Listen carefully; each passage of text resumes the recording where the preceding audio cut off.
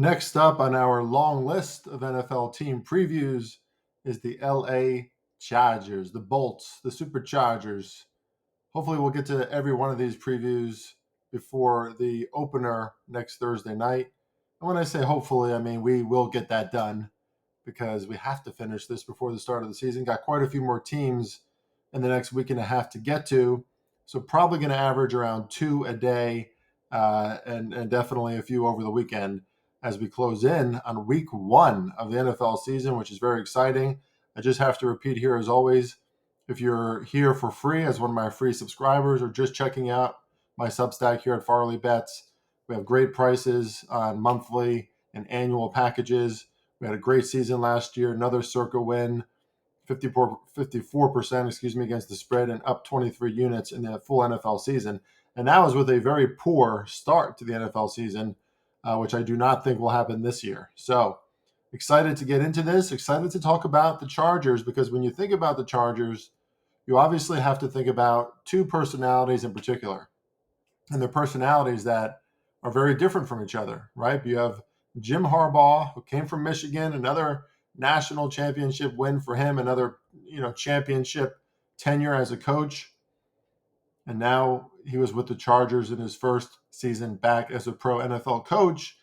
And, these terms, culture changers, and the way we measure efficacy of a coach, a lot of these slogans and terms can be overused.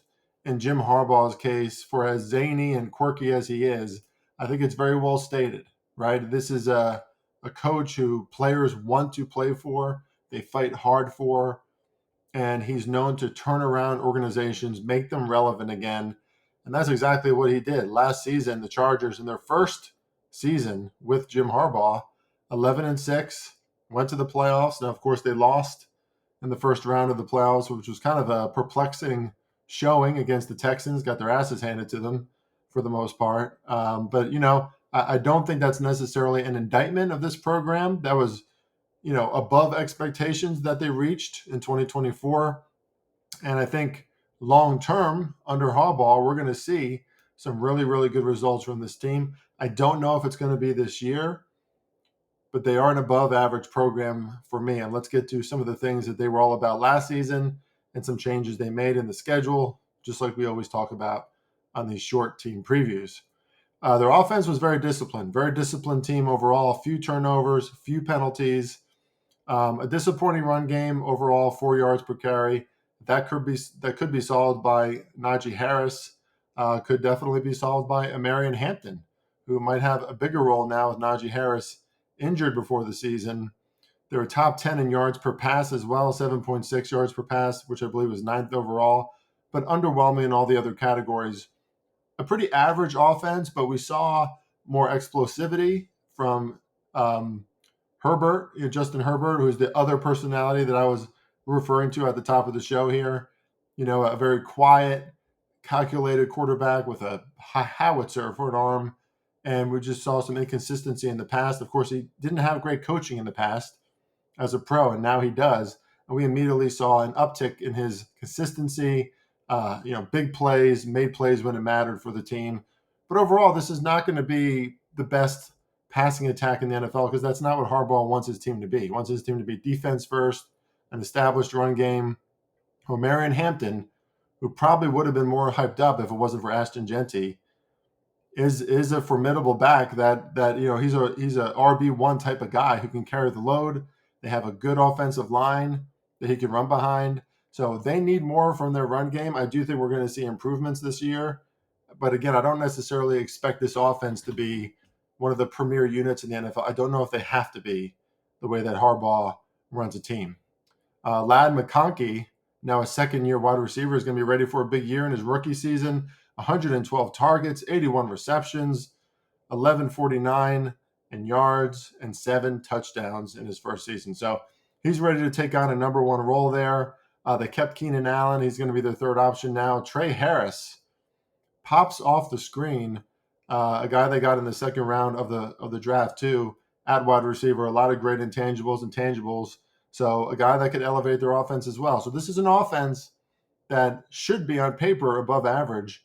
And now year two with Jim, and Justin coming together, this matrimony, which despite how different they are in their delivery and the way that they, just handle their personality, I think it works. They're complementary. Lord knows Harbaugh loves this kid. You always see him pounding his pads, right before the game. Like, he loves him, right? And that's how he is as a coach. He makes he makes sure that he has an established, tight relationship with his quarterback.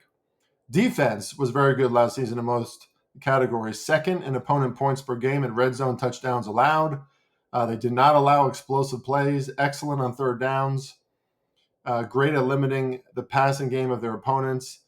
Somewhat below average in the run game, especially in yards per carry. 4.7 yards per carry was 27th. So they have some work to do there. They did convince Khalil Mack to not retire yet, so that's a good thing for their defense.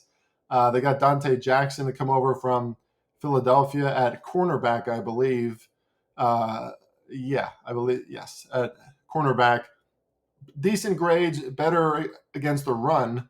But, this is a secondary and at all three levels, a defense that can continue to be a very, very good unit. They're well coached. That's where the emphasis is always going to be for Jim Harbaugh. I expect low scoring Chargers games most of the time. They play in the AFC West. There's going to be a lot of great defenses. 3 out of 4 of these teams are going to be great. And even the Raiders are no slouches either. They got some guys, especially this year with Pete Carroll. So a lot of good defense in the AFC West, and you kind of need it to play in the AFC West, the way they battle each other. And this defense, I don't see, nothing happened in the offseason for me to suggest that their performance is going to go down. I think this continues to be a top 10 unit, probably a top 5 unit in the NFL, as long as Harbaugh's around. So like I said, 11-6 last season. They capitulated in the playoffs, but overperformed, exceeded expectations in 2024. They were also 12-6 against the spread, tied with Detroit and Denver as the best against the spread program in the NFL. So again, that defense and Herbert keeping them in games, Herbert keeping them in the game no matter what. This is a team that's going to cover. So when they're underrated, right, like maybe it's against the Chiefs at Arrowhead, I believe they face. Let me look at my notes here. Yeah, they face the Eagles this season. Maybe they're 5 or 6 against the Eagles, point underdogs. Those are games maybe where you look at the Chargers because they're feisty, they fight hard, they hit hard, and they profile as a team that's going to continue to be good ATS. Their schedule this season, they face the AFC South, which feels like a gift. The NFC East, that's tough. And then some other teams that are on there, besides, of course, their very tough division in the AFC West, is Miami and Minnesota. So, medium schedule, they're right there in the middle. But I see a lot of winnable games here. It does start with 3 straight AFC West battles. They face Kansas City and Brazil, and I believe that counts as a home game for them. Then they're at Vegas, and then they have Denver at home. So if they can come out of that 2-1, which I don't know if they will. I mean, that's really tough to figure out who wins and who loses those games. I think they beat Vegas, but it's at Vegas, right? So they're at Brazil, at Vegas, and then they get Denver at home. And Denver, in my opinion, is not going to be any pushover either. So tough start. If they get out of that 2-1, it would be huge for this team. I do have them winning 10 games, so I like the over, but it's still a little too close for me to call. I don't see enough value in there for me to actually make a bet on that, but they could realistically lose to Kansas City and Denver twice and still have a direct path to 10 wins. Overall, I give them an 80. I think this is most likely a playoff team. It's hard. It's hard to quantify this because we've kind of seen it already, right? Do they have the offense to put them at the next level of where they need to be to compete with Kansas City, especially if the rumors and training camp and everything are true that Kansas City and Patrick Mahomes and that offense is ready to break out and be what they once were again? They're going to have to compete with some really elite offenses in the AFC. And as good as your defense is, if you can't stretch the field consistently, if the operation isn't efficient on a week-to-week basis in an offense-driven NFL, it's going to be tough to make the Super Bowl. Defense still matters. Defense still wins championships. I agree with all that. And they certainly have the talent on this team. Very, very interesting watch. I mean, that initial game on Friday in Brazil against Kansas City is going to be so fascinating to just on both sides to see what happens in that one. I give them an overall rating of 80, which is well above average with tremendous upside. And again, I lean to the over 9.5 in their win total. It's right there at about minus 115, minus 110, depending on the book. I think you could really go either way there, though, as the odds makers suggest. Up next is the LA Rams.